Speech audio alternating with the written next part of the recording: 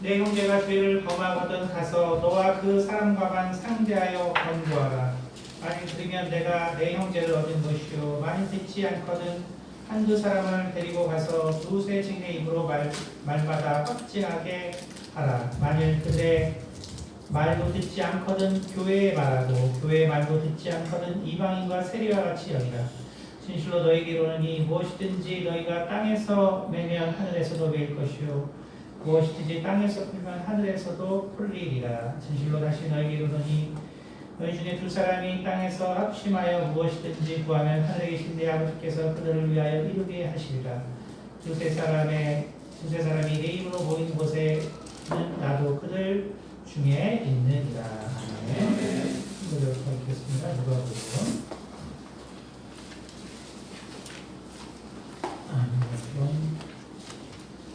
17장 1절부터 10절입니다.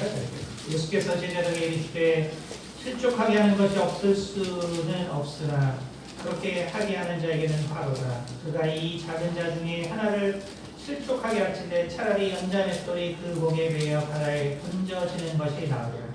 너희는 스스로 조심하라. 만일 내 형제가 죄를 범하거든 경고하고 회개하거든 용서하라. 만일 하루에 7번이라도 내게 죄를 짓고 7번 내게 돌아와 내가 회개하노라 하거든 너는 용서하라 하시더라.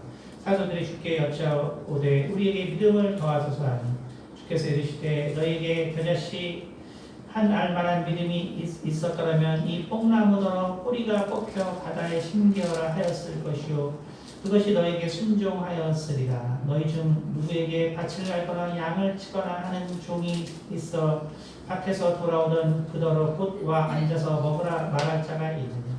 도리어 그더러 내 먹을 것을 준비하고 띠를 띠고 내가 먹고 마시는 동안에 수종 들고 너는 그 후에 먹고 마시라 하지 않겠느냐.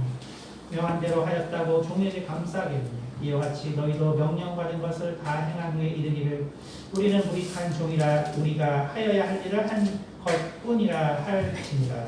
아멘. 은혜가 많으신 아버지 감사합니다. 오늘 우리가 귀신에 대하여 또 말씀을 나누는데 우리가 오늘 참 지혜를 주시는 시간이 될 수 있도록 도와주시옵소서. 감사드리며 살아계신 우리 주 예수 그리스도 이름으로 기도드렸습니다. 네. 아마 2년 전인가 3년 전에 한번 2년 전에 그 귀신이라는 제목으로 처음 설교를 한 적이 있습니다. 2년 만에 두 번째 설교를 하게 되는데요. 뭐 요즘 제가 제 설교하는 거 동영상 조회수를 보니까 일반 설교 중에서는 저도 기억을 못했던 이 귀신이란 그게 조회수가 제일 높은 것 중에 하나죠. 그래서 제가 사실 저도 요즘에 이제 그 동영상들 보다 보면 저는 이제 종교적인 많이 보니까 근데 이제 그 유명한 뭐 스님이나 뭐 이런 뭐 신부님들이나 보면은 제목을 다 자극적으로 달더라고요. 그래서 귀신 뭐 이렇게 달아야 조회수가 높더라고요. 그래서 저도 몰랐는데 저도 그 조회수가 제일 높은 게 귀신이에요. 이거더라고요. 그래서 사람들이 이런 데서 관심이 많구나. 네, 이런 생각을 했는데 오늘 우리가 이제 몇 번 이제 저희가 수련회 전까지 몇 번 설교를 할 건데 귀신이라는 것이 무엇인가? 뭐 어려운 내용일 수밖에 없지만 하지만 어떻게 생각해 보면은 또 우리가 이해할 수 있는 내용입니다. 특별히 오늘 이 18장에 보면 마태복음 18장에 보면 예수님께서 뭐라고 말씀하셨냐면 핵심은 이제 이겁니다. 17절 만일 그들의 말도 듣지 않거든 교회의 말하고 교회의 말도 듣지 않거든 이방인과 세리와 같이 여기라. 자, 그래서 정죄하라는 거죠. 그렇죠? 예수님의 모든 말씀 그리고 복음의 사실 그 핵심은 그 정죄하지 않는 진리입니다. 복음이라는 것은 항상 강조했습니다. 것은 정죄하지 않는 칭의예요. 그런데 매우 특이하게 예수님이 정죄하라고 한 구절이 사실 이 구절입니다. 그러니까 만일 몇 번 얘기했는데 듣지 않거든 이방인과 세례와 같이 여기라. 정죄하라는 거예요. 그렇죠? 그러니까 예수님이 정죄하지 말라는 말을 계속 하시는데 여기서는 실은 정죄하라라고 말합니다.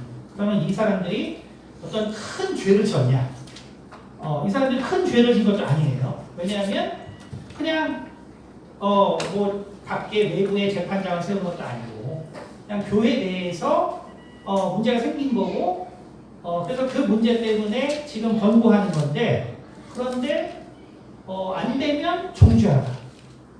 그러니까 정말 예수님께서는 정말 그 가난한 여인도 용서하시고 그리고 정말 그 귀신 들린 정말 그 자들도 찾아가서 해방을 주시고 그래서 그 죄악 가운데 있는 자들을 용서하시고 그래서 십자가의 옆에 강도도 용서하시고 그런데 사실은 이 교회에서 별로 이 심각한 죄 같지 않은데 이 사람에 대해서 정죄하라고 하거든요.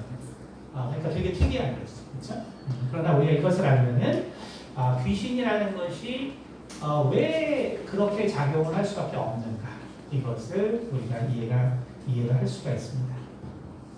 우리는 귀신에 대해서 엄청나게 많은 미스테리를 갖고 있죠. 사실 이것은 저 개인적으로도 제가 지금 하나님을 만난 지 이 사회가 거의 40년이 됐는데 실은 그 40년간의 그냥 경험이 아니라 정말 제가 할 수 있는 그 최고의 열심을 다해서 경험을 하고 나니까 이제 귀신이라는 게 뭔가 좀 이해가 되는 상태입니다. 그러니까 귀신이라는 거는 본질적으로 우리가 이해할 수 있는 존재가 당연히 아닙니다. 당연히 아닙니다. 왜냐하면 우리는 당연히 그건 있는지도 알 수가 없는 것이고 또 대부분의 종교는 귀신 자체를 인정하지 않기 때문에 그렇기 때문에 사실은 귀신이라는 건 우리가 설명 불가한 존재죠. 그렇기 때문에 우리가 그래서 귀신에 대해서 우리가 이제 성경을 바탕으로 그래서 성경의 말씀 안에서는 우리가 이해할 수 있지만 실제로 우리가 경험하는 이 현상들이 왜 그렇게 발생하는가를 우리가 추측하는 것은 되게 어렵고요. 그것이 우리가 정말 그러한 추측이 만약에 가능하다면 그러면 이제 일반적으로 나타나는 현상과 우리가 매치가 되겠죠. 그래서 이제 그런 관점에서 오늘 이 본문 말씀은 하나님께서 왜 이 귀신에 대하여 이렇게 참 증오하시는가. 근데 너무나 재밌는 건 뭐냐면 예수님께서 귀신을 증오하시죠. 그렇죠? 그 증오뿐이 아니라 예수님은 귀신에 대해서는 또 욕도 하셨거든요. 욕도 하셨어요. 그렇죠? 그러니까 예수님이 우리가 꾸짖었다라고 하지만 그게 이제 본문 헬라 본문으로 이제 욕했다는 소리예요. 욕했다. 그러니까 귀신에 대해서는 욕도 했단 말이에요. 근데 거기서 우리는 사실은 궁금증이 있죠. 왜 욕을 했을까? 그리고 그 귀신을 왜 쫓아내면 끝인가? 분명히 누가복음 보면은 나갔던 귀신이 다시 들어온단 말이에요. 근데 왜 예수님은 쫓아내고 그냥 그것이 끝이었어요? 그것을 없애면 안 돼요. 그것을 심판하면 안 돼요. 근데 그냥 쫓아내고 끝이. 그렇죠. 그렇다면은 귀신은 우리가 알지 못하는 어떤 우리 인간과는 상당히 다른 특성이 있기 때문이다. 라는 것을 알 수가 있습니다. 그 중요한 것은 뭐냐면 우리가 흔히 귀신이라는 이 용어를 제가 40년 동안 이게 쭉 하다 보니까 귀신이라는 이 용어가 되게 부족한 용어예요. 그러니까 귀신이 우리가 한 용어로 정의가 되지 않는다. 다시 말하면 그래서 우리가 이제 제가 이렇게 사역할 때는 뭐 타입 1 귀신, 타입 2 귀신이 있지만 사실은 타입 3, 타입 4 사실 타입이 되게 많습니다. 많을 수밖에 없어요. 그래서 오늘 제가 이 귀신이라는 제목에서 말하는 귀신은 우리가 흔히 말하는 우리에게 문제를 일으키는 귀신. 결국 성경에 나온 귀신은 문제를 일으키는 귀신입니다. 그러니까 예수님께서 다루시는 귀신은 문제를 일으키는 귀신이에요. 그러니까 다시 말하면 우리가 조상신이라는 게 있죠. 모든 인류는 다 조상신을 섬기죠. 그것이 이제 문화가 다르기 때문에 다르게 나타나는 것 뿐이에요. 그러나 모든 인류는 다 조상신을 섬깁니다. 그래서 그 가장 최고의 아이러니가 바로 유교죠. 유교는 기본적으로 불교의 그 내세관 그리고 영원불멸의 사상 이것을 거부하거든요. 거부하는데 조상신은 섬기죠. 그것은 엄청난 그 아이러니죠. 그렇죠? 그러니까 다시 말하면 우리가 그러한 그 귀신과 조상신과 우리 생각에 이것이 다 비슷한 것 같지만 실은 귀신은 상당히 다른 특성을 가지고 있습니다. 그것을 오늘 우리가 좀 보도록 하겠습니다. 기본적으로 우리가 그런 것을 알기 위해서는 우리가 가지고 있는 영이라는 것이 무엇인가를 분명히 알아야 한다라고 제가 항상 강조합니다. 우리에게서 영이라는 겁니다.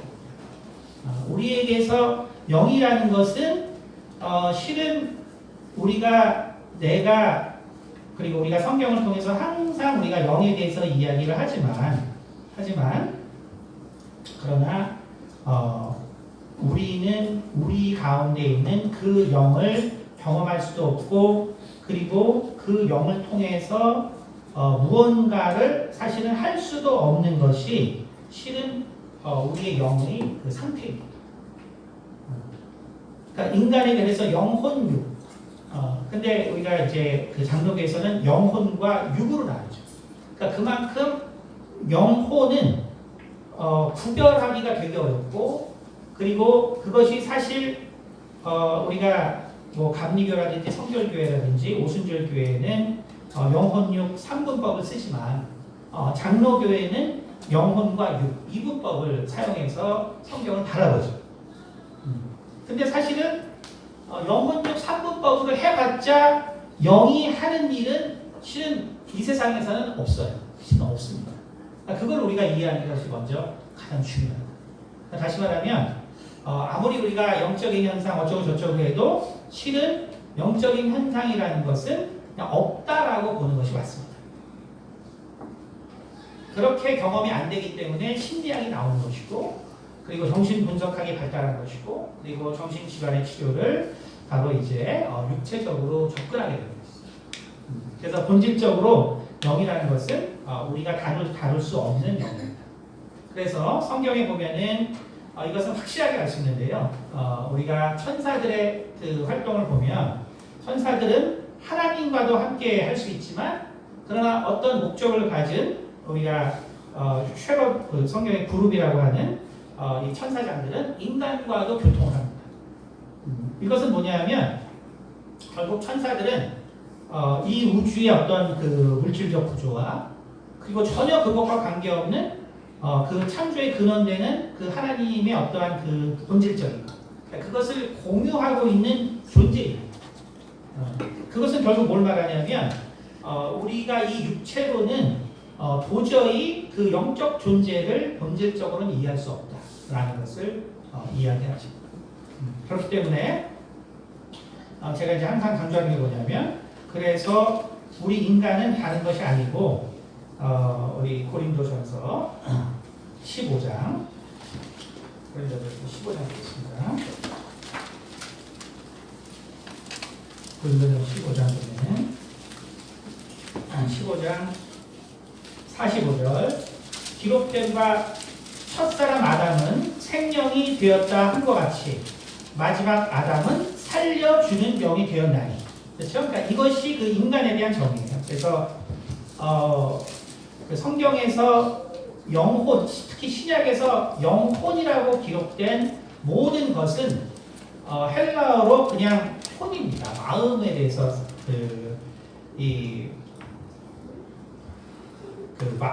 마음에 대한 용어를 쓴 것이고 그리고 영에 대한 것은 다 성령에 대해서 쓴 거예요. 그러니까 우리가 그것을 이제 구별해야 합니다.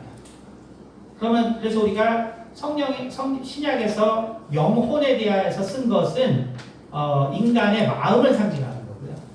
그리고 영에 대해서 얘기하는 것은 다 사실은 성령에 대해서 얘기하는 것입니다. 그러니까 다시 말해서 인간에 대해서 얘기할 때 우리는 자꾸 영에 대해서 썼다고 생각하는데 그렇지가 않아요. 그렇게 해서 그거를 우리 헬라어로 푸슈케라고 하죠. 그래서 인간의 그 마음, 인간의 혼, 이걸 푸슈케라고 합니다. 그래서 45절 보면 이게 그 아담의 타락부터 인류의 그 마지막까지를 바울이 요약한 건데 그 마지막의 결론이 뭐냐면 기록된 바 첫사람 아담은 생명이 되었다. 그래서 첫사람 아담은 생명이 되었다. 그래서 인간은 생명이에요. 생명은 뭐냐면 바로 헬라어로는 바로 그냥 푸슈케입니다. 그냥 생명이라는 말을 쓴 것뿐이지 인간은 혼이 됐다는 거예요. 인간은 마음이 되었다는 것입니다. 그러니까 인간이라는 건 우리가 생각하는 게 다예요. 그러니까 여러분이 뭐 딴 거 있다고 생각할 필요 없어요. 우리 인간은 우리가 배우고 듣고 생각하는 게 다입니다. 근데 여기 뭐냐면 마지막 아담은 살려주는 영이 됐다 그랬어요. 여기서 살려주는 이 영이 뭐냐면 바로 뉴마예요. 그래서 이게 뭐냐면 바로 영입니다. 다시 말하면 마지막 아담은 예수님을 말하거든요. 그러니까 오직 하나님만이 영이에요. 그러니까 우리 인간은 그냥 혼입니다. 그러니까 이거를 아시게 됩니다. 이걸 아는 게 왜 중요하냐면 그러면 우리 인간에게 있어서 영은 뭐냐? 인간에게 있어서 영은 뭐냐면 그것은 답이 26절에 나왔죠. 그래서 고린도서 15장 26절 바울이 말합니다. 그런즉 15장 35절 누가 묻기를 죽은 자들이 어떻게 다시 살아나며 어떠한 몸으로 오느냐 하리니 어리석은 자여 내가 뿌리는 씨가 죽지 않으면 살아나지 못하겠고 또 내가 뿌리는 것은 장래의 형체를 뿌리는 것이 아니니 다만 밀이나 다른 것의 알맹이 뿐이로되 하나님이 그 뜻대로 그에게 형체를 주시되 각 종자에게 그 형체를 주시느니라. 육체는 다 같은 육체가 아니니 하나는 사람의 육체요 하나는 짐승의 육체요 하나는 새의 육체요 하나는 물고기의 육체요 하늘에 속한 형체도 있고 땅에 속한 형체도 있으나 하늘에 속한 것의 영광이 따로 있고 땅에 속한 것의 영광이 따로 있으니 해의 영광이 다르고 달의 영광이 다르며 별의 영광도 다른데 별과 별의 영광이 다르다. 죽은 자의 부활도 그와 같으니 썩을 것으로 심고 썩지 아니할 것으로 다시 살아나니 욕된 것으로 심고 영광스러운 것으로 다시 살아나니 약한 것으로 심고 강한 것으로 다시 살아나니 육의 몸으로 심고 신령한 몸으로 다시 살아나니 육의 몸이 있은즉 또 영의 몸도 있느니라. 다시 말하면 우리에게 있어서 영은 경험되지 않는 게 매우 당연한 거예요. 그러니까 우리가 영이 경험되지 않는다고 이상한 것이 아니에요. 매우 당연합니다. 그러면 우리 영은 뭐예요? 바울이 뭐라 했어요? 씨를 뿌리는 거예요. 씨를 뿌리는 거예요. 근데 그 씨가 어떻게 돼요? 반드시 죽어야 되고 그러면 바로 이 썩을 육신이 바로 영광스러운 그 영의 육신으로 신령한 몸으로 다시 살아난다라고 했습니다. 다시 말하면 우리의 영은 부활한 때 나타나요. 부활한. 그러면 우리가 이 땅에서는 뭘 하는 거예요? 네, 우리는 우리의 영을 잉태하고 있는 것입니다. 그러니까 그것을 우리가 잘 아는 것이 중요해요. 그러니까 우리가 어떻게 영광스러운 부활하냐면 우리가 나에게 있는 영을 하나님 말씀으로 잘 키우는 거예요. 다시 말해서 내 생각과 내 마음이 성경의 말씀을 이해하고 살아가는 것이 앞으로 내가 부활해서 내 영의 모습을 결정하는 것이지 영이 어떤 능력이 있어서 내가 더 잘 생각하고 내가 더 잘 살 수 있도록 도와주는 게 절대로 아닙니다. 내가 잘 생각하고 내가 잘 살 수 있도록 이끄는 건 내 영이 아니라 성령께서 하십니다. 그것을 우리가 잘 알아요. 다시 말하면 이 땅에서 성경은 절대로 이 영을 연습하라고 하지 않았어요. 성경은 다 영혼이 깨라고 했어요. 그러니까 내 마음이 하나님의 말씀을 이해하라고 했지 내 영이 깨라고 한 적이 없습니다. 그것을 잘 이해하죠. 이 세상에서는 우리가 이 영을 그냥 잉태하고 있는 거예요. 그래서 내 생각, 마치 어머니가 좋은 음식, 또 좋은 환경, 좋은 음악으로 아이 태아 교육을 하는 것처럼 내가 하나님의 말씀, 그리고 내가 하나님의 말씀에 따른 삶을 통해서 내 영을 부활을 위해서 잘 키우는 거예요.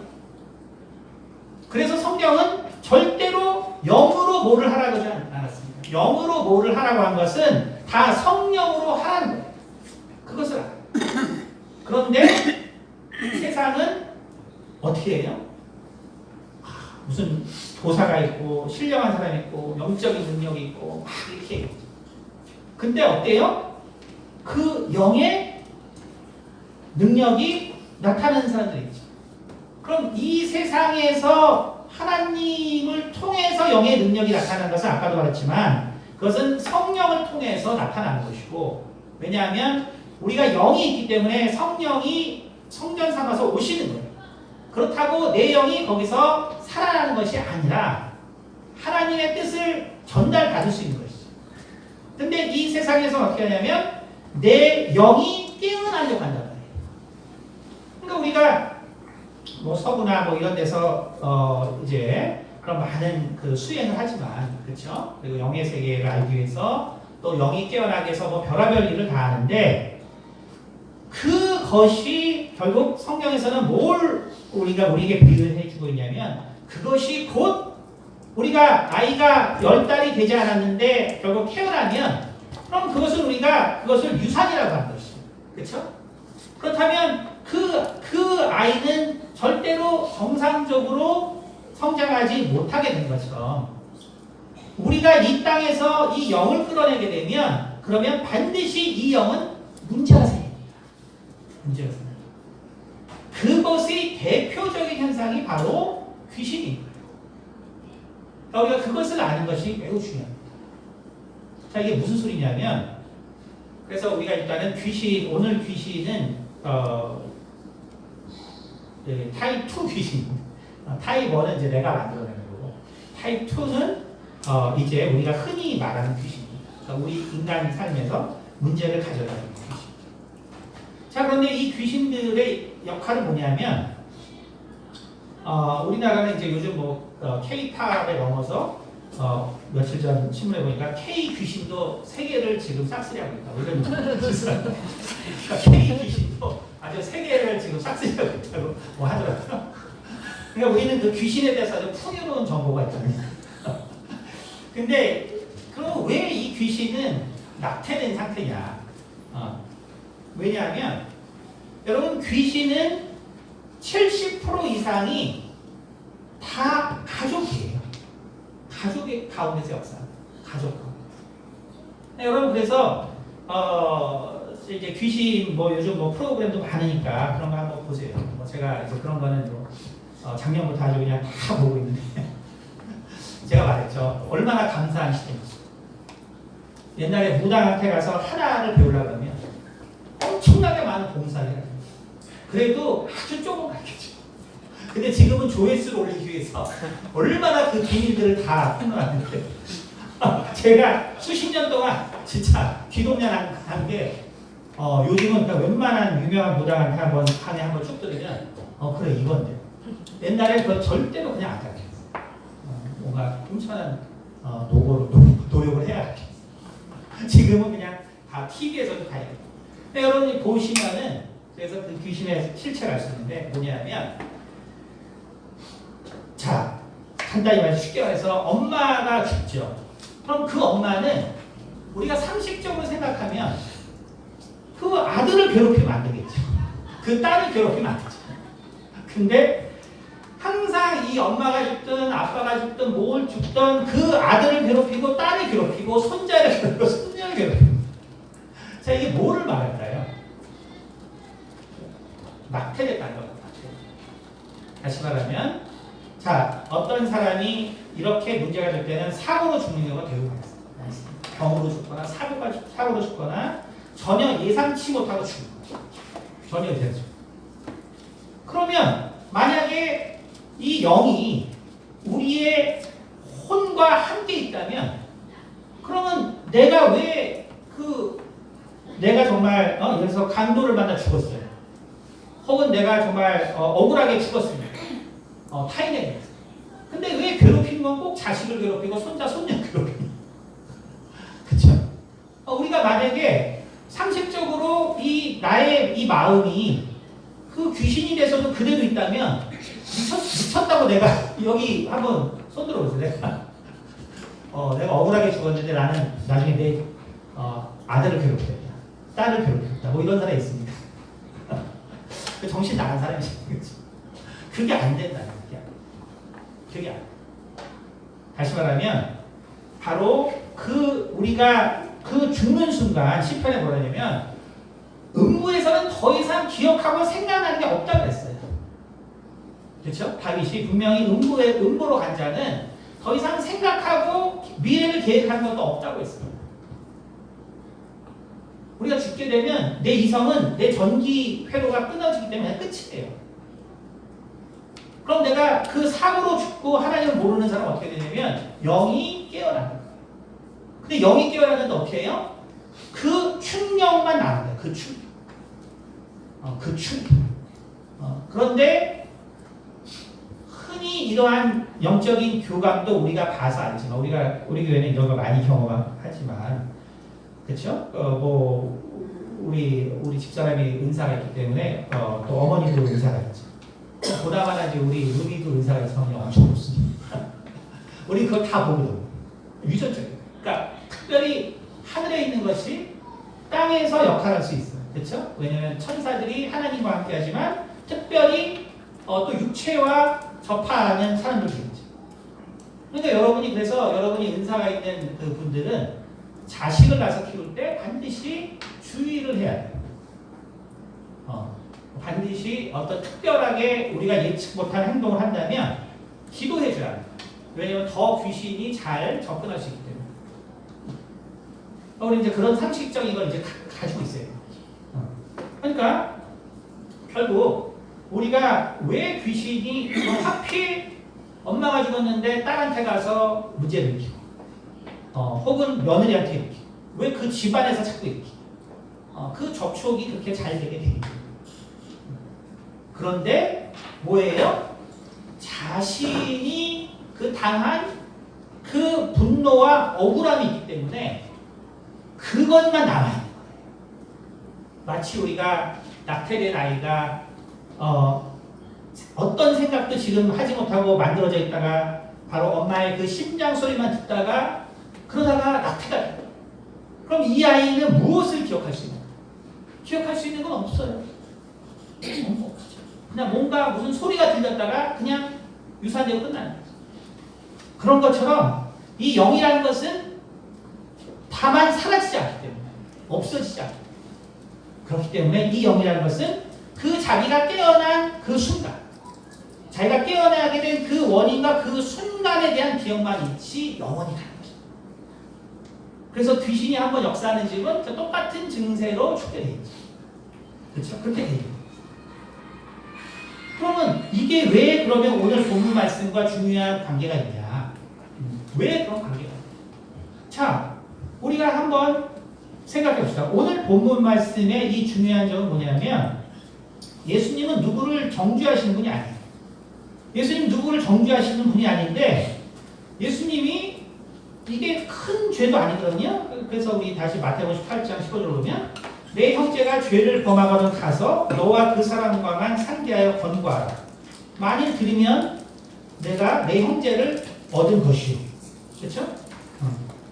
만일 듣지 않거든 한두 사람을 데리고 가서 두세 증인의 입으로 말마다 확증하라. 만일 그들의 말도 듣지 않거든 교회의 말하고 교회의 말을 듣지 않거든 이방인의 같이 여기라. 그렇죠? 그러니까 결국은 이 구절을 우리가 이해하려고 그러면 앞뒤에 어떤 내용이 나왔는지를 봐야 되는데 바로 앞뒤의 내용들이 뭐냐면 용서에 관한 것입니다. 용서에 관한. 다시 말하면 여기서 정말 이 사람이 지었을 수 있을 가장 가능성 있는 범죄가 뭐냐면 바로 판단하고 정죄하는 거예요. 판단하고 정죄. 판단하고 정죄. 그러니까 여기서 예수님께서 정말 누구나 다 용서하라고 하신 예수님께서 결국은 정죄한 것이 뭐냐면 결국 판단하고 그리고 비판하고 그리고 정죄한 자들의 가능성이 가장 높다는 것을 알 수 있습니다. 여러분 복음이라는 것은 바로 정죄하지 않는 진리입니다. 왜? 왜냐하면 정죄하게 되면은 인간은 사실은 붕괴돼요. 인간이라는 것은 정죄함을 받는 순간 붕괴돼요. 누가 나를 조금만 비난하면 여기도 제가 여러분 한 가지씩 비난하잖아요. 다음 주에 여기 반으로 줍니다. 여기 내가 한 가지만 해도 반으로 줍니다. 인간은 붕괴예요. 내가 가지고 있는 가치와 이게 있기 때문에 그러니까 어떻게 돼요? 성경 말씀 이해와 용서와 사랑으로 자연스럽게 변하도록 해야지 우리가 정죄하면 그거 자체가 멸망 가운데 이르는 바로 길을 만들어 놓는 것이 정죄입니다. 여러분 그렇다면 그것을 우리가 생각해 보면 또 한번 우리 누가복음에도 마찬가지 말씀인데요. 누가복음도 17장부터 쭉 이 이야기입니다. 예수께서 제자들에게 이르시되 17장 1절 예수께서 제자들에게 이르시되 실족하게 하는 것이 없을 수는 없으나 그렇게 하는 자에게는 화로다. 그렇죠? 그가 이 작은 자 중 하나를 실족하게 할진대 차라리 연자 맷돌에 그 목에 매여 바다에 던져지는 것이 나으리라. 너희는 스스로 조심하라. 만일 내 형제가 죄를 범하거든 경고하고 회개하거든 용서하라. 만약 하루에 7번이라도 하거든. 그렇죠? 그래서 결국은 이게 그러니까 여기 7번에 그렇죠? 내게도가 회개하거든 너 용서하라. 그러니까 7번은 완전한 용서를 받거든요. 계속적인 용서를 받아죠. 그리고 그거에 대해서 뭐냐면 사도들이 주께 여짜오되 우리에게 믿음을 더하소서 하니 주께서 이르시되 너희에게 겨자씨 한 알만한 믿음이 있었더라면 이 뽕나무처럼 이 얘기도 뭐냐면 결국은 용서와 믿음을 하지 못하는 이 마음을 가지고 예수님께 믿음을 더하소서라고 하거든요. 그랬더니 뭐라 했냐면 겨자씨 한 알만한 믿음이. 그래서 겨자씨의 비유가 많이 나오지만 여기서 이 겨자씨는 믿음의 크기를 말하는 것이 아니라 여기서의 겨자씨는 그 진실함을 말합니다. 그러니까 너희에게 진실함이 있다면 그러면 결국은 이 뽕나무가 뿌리가 뽑히면 바닷가에 심기게 할 수 있다는 거예요. 다시 말하면 용서를 하는 것이 중요하다는 것을 반복적으로 얘기합니다. 진실함이 있으면 용서할 수 있다는 소리예요. 그러고 나서 나온 이 7절이 뭐냐면 너희 중 누구에게 밭을 갈거나 양을 치거나 하는 종이 있어 밭에서 돌아오면 그더러 곧 와 앉아서 먹으라 말할 자 있겠느냐. 도리어 그더러 내 먹을 것을 준비하고 띠를 띠고 내가 먹고 마시는 동안에 수종 들고 너는 그 위에 먹고 마시라 하지 않겠느냐. 명한 대로 하였다고 종에게 감사하겠느냐. 이와 같이 너희도 명령 받은 것을 다 행한 후에 이르기를 우리는 무익한 종이라. 우리가 해야 할 일을 한 것뿐이라 할지니라. 예전에 말씀드렸죠. 이게 젊을 때 열심히 있는 사람들이 제일 좋아하는 구절이에요. 저도 이 구절 제일 좋아해요. 그러니까 열심히 밭일을 했는데 누가 주인이 나와서 너 열심히 됐구나 와서 밥 먹으라고 하겠느냐. 와서 밥 차리라고 하지 않겠느냐. 그렇죠? 근데 젊을 때는 이 구절이 너무 좋더라고. 내가 죽을 만큼 주님을 위해서 일하고 죽게 왔는데 너 가서 밥 차려고 하는 이 말씀이 얼마나 은혜가 되는지. 젊을 때. 자, 근데 뭐라 그랬어요? 근데 명한 대로 하였다고 종에게 감사하겠냐. 그렇다고 감사하겠느냐. 그쵸? 우리가 할 말은 뭐예요? 무익한 종이라. 우리가 하여야 할 일을 다 한 것 뿐이다. 젊을 때 이제 이게 엄청 은혜가 돼요. 지금은 이제 하려고 못하는데. 젊을 때 이제 이게 은혜가 돼요. 자, 근데 이 말의 본질이 뭐냐면, 용서하라는 말에는 토를 달지 말란 말이에요. 이게 딴 말이 아니라 용서하고 우리가 정말 이해하고 용납하는 일에 대해서는 토를 달지 말라는 얘기예요. 이게 얼마나 중요한 말인지 알죠? 그러니까 예수님께서 정말 이 17장 1절에 정말 이 작은 자 중에 하나라도 실족하게 하십니다. 그러니까 잃어버린 정말 그 한 마리 양을 위하여 모든 것을 하시는 하나님의 그 마음. 그러니까 이 한 명의 영혼을 소중히 여기시는 그 하나님의 마음은 뭐냐면 누구도 정죄하지 말고 판단하지 말고 우리가 정말 이해와 사랑으로 품어주는 것이고 그거에 대해서 자꾸 토를 달지 말라는 거예요. 근데 우리는 어때요? 되게 불만이 많잖아요. 그러지 마시고. 그럼 이거를 제일 잘하는 애가 누구예요? 귀신이에요. 귀신. 그래서 문제가 귀신. 오늘 귀신에 관해서 첫 번째는 뭐였냐면 귀신은 절대로 우주상에 있는 어떤 물질 혹은 그런 법칙으로 존재하는 존재가 아니다. 왜냐하면 우리가 그 몇 년 전에 예수님의 이적에 대해서 얘기했잖아요. 그때 예수님의 이적, 오병이어의 이적은 이거는 그 질량 보존의 법칙에 위배가 되니까 다친 개에서는 일어날 수가 없는 일이죠. 그렇죠? 도저히 일어나지. 포도주가 물이 포도주로 변하는 이것도 제가 예전에 그때 아마 그 설교 때 그걸 원자로 바꿔가지고 다 질량하고 한 적 안 돼요. 절대로 안 돼요. 핵융합이 있어야 되는데 절대로 안 돼요. 그러니까 물이 포도주로 바뀌었으면 핵폭발이 일어나요. 도저히 안 돼요. 그러니까 이거는 예수님 보여준 거는 그냥 이 우주에 있는 어떤 시스템과는 완전 다른 것이구나. 영적으로. 그걸 그냥 얘기하는 그러니까 그래서 귀신이란 그 2년 전에 한 설교가 뭐냐면 그 초전도체가 나왔는데 그때 LK99인가 뭐 지금은 거의 사기라는 것이 지금 얘기했지만 제가 그때도 사기라고 얘기했는데 어쨌든 그때 근데 그러나 주식은 사기성이 많을수록 많이 번다. 진실과 관계보다 제가 그때 설교 때 그랬는데 어쨌든 우리가 초전도체가 완벽하게 구현된다고 하면 상원에서 그러면은 귀신을 채집할 수 있다. 만약에 귀신이 이 세상의 원리로 작동한다. 근데 그럴 수가 없습니다. 그게 첫 번째고 두 번째는 뭐냐면 오늘 하는 것은 뭐냐면 귀신은 왜 그렇게 작용합니까? 귀신은 왜 이렇게 작용합니까?